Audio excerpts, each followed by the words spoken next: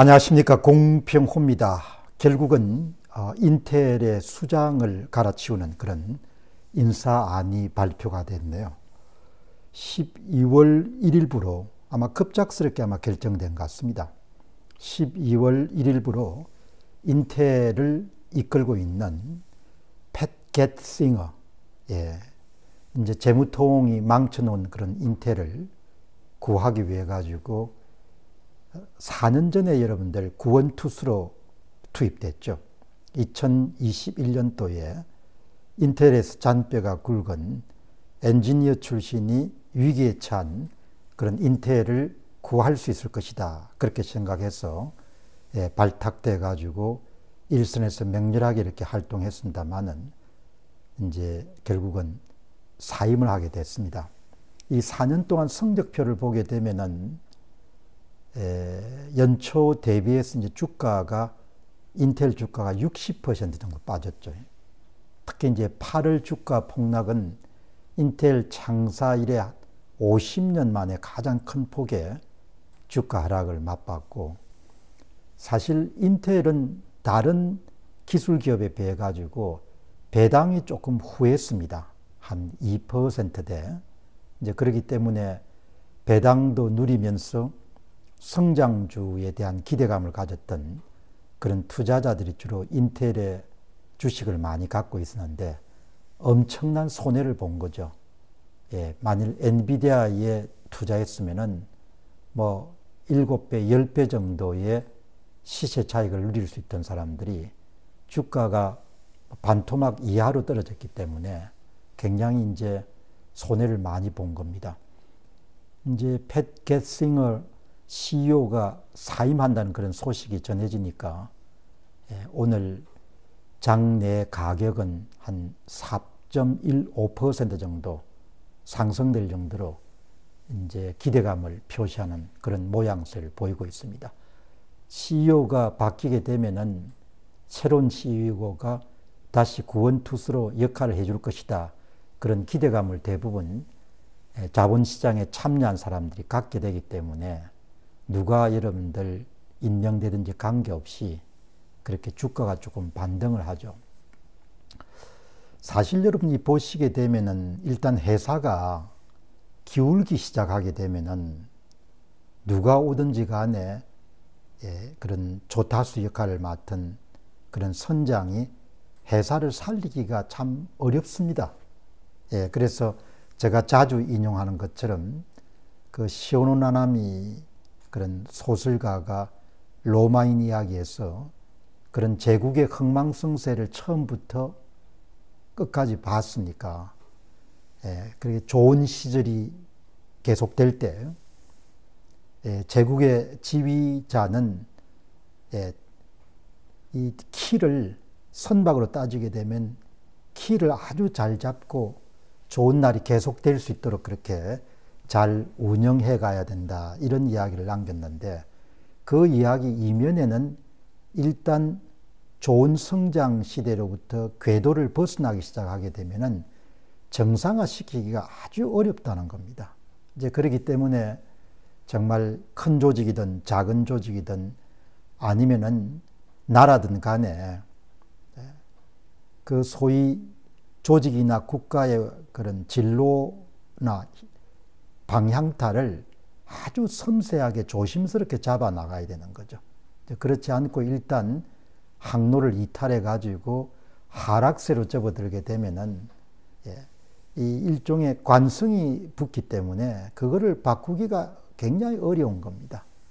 이제 새 지휘봉을 누가 오게 될지 알 수가 없지만 이 파운드리를 분사시키는 그런 것을 이제 완결해야 되고, 그 다음에 일단 인텔의 경영 상황이 지금 좋지 않기 때문에 인력 축소를 통해 가지고 이제 비용 지출을 절감해야 되는 이제 그런 일들이 남아 있는 거죠.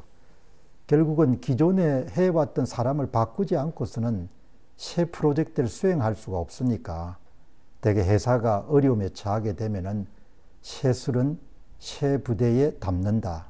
그렇게 해서 이제 결국 지휘부를 바꾸지 않습니까? 그 경영자를 바꾸는 것은 대단히 중요한 거죠. 미국 같은 경우는 이사회가 주도하고 그다음 한국은 지배주주가 대부분 전문 경영인들을 적임자를 전진 배치하는 그런 형식으로 되게 위기를 타개하지 않습니까? 얼마 전에 이제 삼성전자의 인사가 있었기 때문에 뭐 그 인사가 발표되고 난 이후에 주가가 좀 빠졌지 않습니까?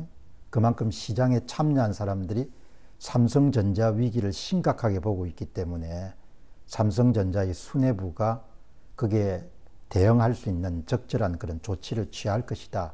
그렇게 믿어 의심치 않았지만 막상 발표된 그런 인사안은 그냥 평범한 수준 그 이하로 되게 해석을 했기 때문에 인사가 발표되고 난 다음에 다음날 그 다음날 주가가 계속적으로 하락세를 면치 못했지 않습니까?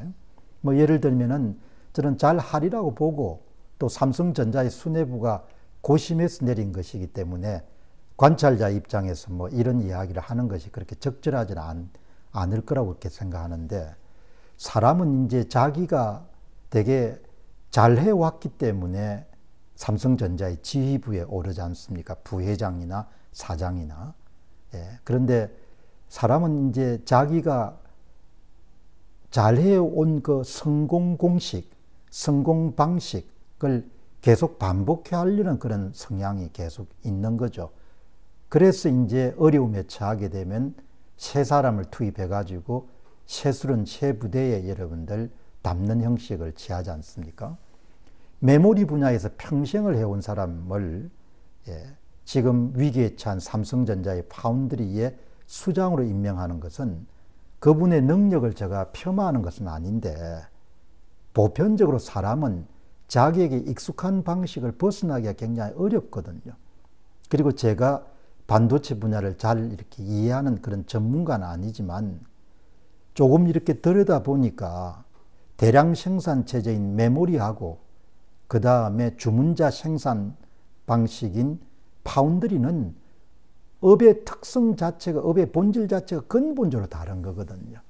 그런데 삼성전자 파운드리가 어려움에 처하게 됐는데 메모리 분야에서 이런 평생 동안 경력을 쌓은 수장인 유능하다 이거 전진 배치하는 것이 과연 파운드리 사업의 위기를 극복하는 데 도움이 될까?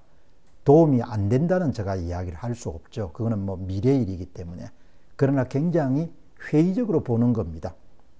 사람은 자신을 출세시킨 데 기여한 성공 방식으로부터 자유로울 수가 없다고 보는 거죠.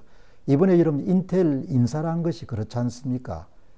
이 팻 게싱어라는 사람이 엔지니어 출신이니까 자기 방식대로 계속 하려고 하는 것이 이사의 입장에서는 너무나 위험 부담이 크기 때문에 사람을 갈아치운 거지 않습니까? 그리고 이제 삼성전자의 위기를 보게 되면은 되게 그동안 막대한 여러분들 현금을 만들어낸 데가 메모리 분야니까 메모리 출신들이 요직을 대부분 다 차지했을 겁니다. 제가 볼 때. 그리고 또 메모리 출신에 성공한 사람들은 좀 끈끈한 면이 있을 것이고 자기들끼리 좀 끌어주고 밀어주는 성향이 강하겠습니까? 그렇기 때문에 파운드리도 그렇게 요직에 있는 어마어마하게 중요한 자리니까 부회장이나 사장이 된다는 것은 연봉으로 따지면 수십억에서 수백억 정도를 받을 수 있는 그야말로 뭐 엄청난 자리지 않습니까? 그 자리에 뭐 평생 동안 동고동락하고 서로 잘 아는 사람을 전진 배치하려고 하겠죠. 이제 그런 부분에서 오너가 정말 유능해야 되는 거죠. 연고주의라든지 그런 부분을 탈피할 수가 있어야 되는 겁니다. 아마 제가 모르긴 몰라도 삼성전자의 요직들은 메모리 출신들이 어마어마하게 많이, 그러니까 공무원 조직에서 자리가 생기게 되면 되게 기술직을 아웃시키고 그 다음에 그 행정직을 계속 채워 나가지 않습니까? 꼭 같은 거죠. 뭐 한국 조직이니까 뭐 삼성전자로 해서 화성에서 이름 떨어진 조직은 아니니까. 얼마 전에 현대자동차에서도 기계 출신들하고 기계공학과 출신들하고 전기공학과 출신들 사이의 갈등 문제가 바깥으로 좀 비추진 적이 있지 않습니까? 그동안 기계공학과 출신들이 내연기관이 압도할 때는 계속해서 이제 요직을 다 점했고 자기 방식을 계속 강요하는 거죠. 그러나 전기공학과 출신들은 전장 장비가 중요해지는 시대가 됐기 때문에 그 사람들은 또 업무를 처리하는 방식이 다를 거라고요. 근데 현대자동차의 수뇌부가 결국은 기계공학과 출신을 아웃시키고 전기공학과 출신을 전진 배치하는 식으로 인사를 마무리 지었지 않습니까? 그러니까 인사가 진짜 만사입니다. 만사기 때문에 뭐 이거 잘 못하면은 그러면 계속 조직은 하향세를 들었었으면 곤두박질 칠 수밖에 없는 겁니다. 그렇기 때문에 오나거나 조직의 최고 책임자 같은 경우는 조직을 샅샅이 알고 있어야 되는 거죠. 그래서 정말 적재적소에 유능한 인재들을 연고라든지 뭐 이런 정파라든지 이런 게 관계없이 임명할 수 있어야 되는 겁니다. 미국 조직은 뭐 그게 굉장히 좀 빠르지 않습니까? 우리와 같이 그렇게 뭐 끈끈한 그런 게 없으니까. 감사합니다.